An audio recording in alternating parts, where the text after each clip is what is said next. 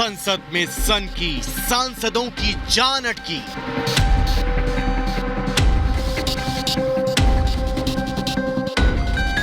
Spray के बाद धुआं धुआं, सुरक्षा के दावे हुए हवा।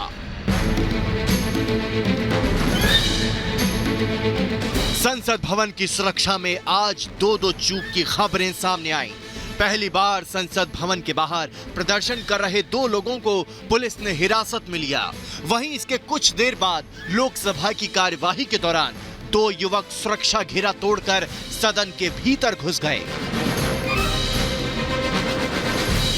दोनों दर्शक दीर्घा से कूदे थे। उन्होंने स्प्रे से सदन में धुआं फैला दिया था।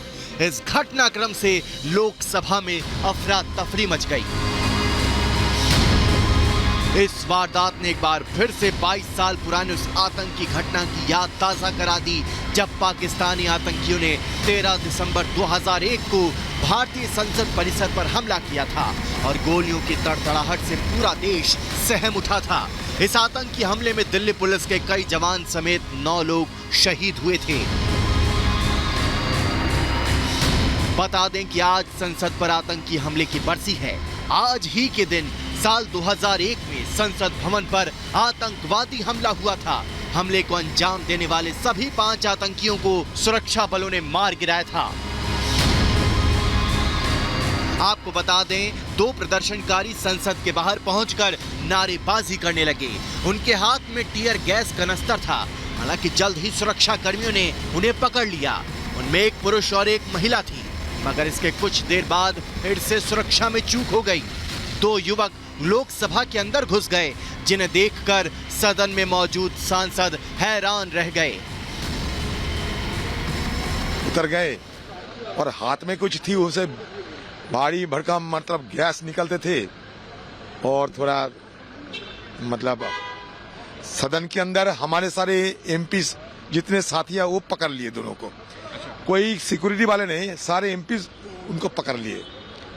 तो उसके बाद सिक्योरिटी फोर्स भी उनको बाहर निकल गए थे, निकाले।